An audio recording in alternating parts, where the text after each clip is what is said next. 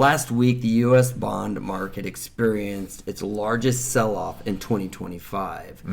The Treasury yield spiked, and obviously volatility surged because of the tariff rhetoric that volatility in stocks, but then in the bond market, which is makes people uneasy when you see volatility in the bond market. That's right. Those Treasury yield spiking was unnerving because it jumped 50 basis points, which reached levels not seen since February, actually. Right, because they had been on a kind of a steady march lower from there. But the sell-off was a little bit more unusual, Steve, because stock prices were falling, right? And as stock prices are falling because of recession fears, with what's going on with the tariff news, normally treasuries are a safe haven, and everyone runs to U.S. treasuries, right, for the safe asset. We didn't really see that happen last week because the escalating trade tensions and tariff threats from the Trump administration obviously rattled investors, not just in the U.S. but globally, right? Because it's hard to predict how things are going to turn out with what's going on in these negotiations as they're hashed out in real time on the media, in the media, and covered quite extensively on the news, right? That's right, because we saw all markets across the world just really unwind. Yeah, whipping back and forth.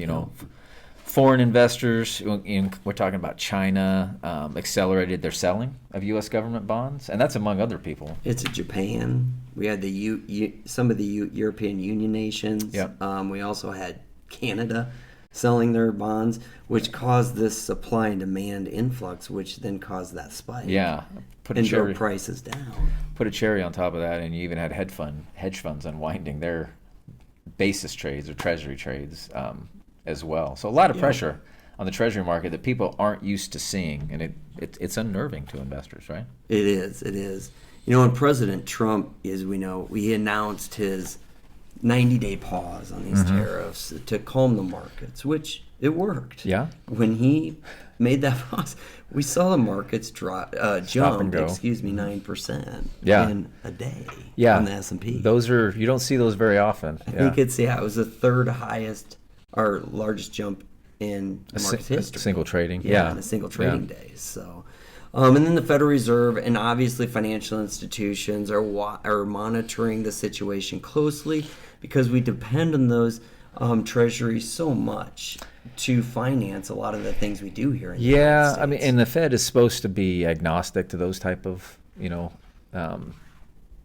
things playing out, but they really can't ignore it, because if you have investors acting that way, that can become systemic, and you can see that move on to different asset classes and so forth. So they have to keep an eye on it, and historically they've intervened. Yes, absolutely. And then, after 5 days of selling off or selling bonds, Travis, the market rebounded and started the week pretty good here. Yeah. And yields dropped slightly, and we saw the stock market stabilize. So hopefully some of that's behind us for how many days? A 90-day reprieve, Steve? Maybe a 90-day reprieve. Turn your TV off and you can have as much of a reprieve as you want. Yeah, that's true. But at the end of the day, the turmoil and the stop and go policy obviously raises concerns about the U.S. government's ability to borrow cheaply. And let's be honest, our economy has been built on borrowed money, borrowed money, right? Or our ability to borrow. And, the traditional role of treasuries being, the safe haven asset for the world. That when you shake that confidence, you get some of the wild swings that we saw last week. And I know we got a 90-day reprieve, but, ongoing uncertainty, it still means more volatility ahead. There is going to be. If there's one thing certain about markets is you're gonna run into bouts of volatility. So be prepared for it. Absolutely.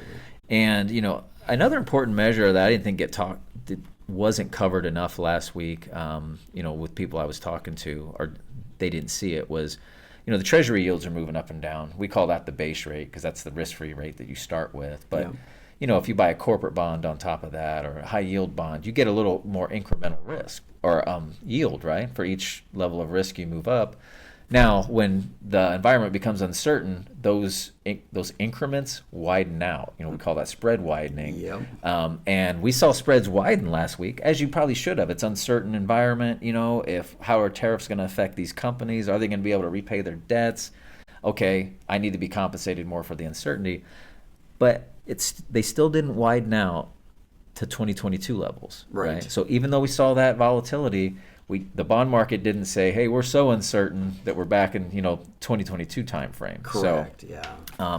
Watch that measure along with rate volatility. I think it's more telling than even the underlying base rate volatility we're seeing there. So bottom line though, bond market's sending a warning signal about economic and policy risk, and investors and policymakers will all be watching closely as we move forward here. It's definitely an interesting time to be an investor in these markets. But if you think the U.S. gets through this and gets on the other side of this, all this volatility, from my point of view, creates some opportunity. Right now, it creates a lot of opportunity for you Yeah. and what you Right, do right. and do for the firm as well. Yeah. So, thank you, Travis. This has been great. I look forward to it next week. Look forward to it as well.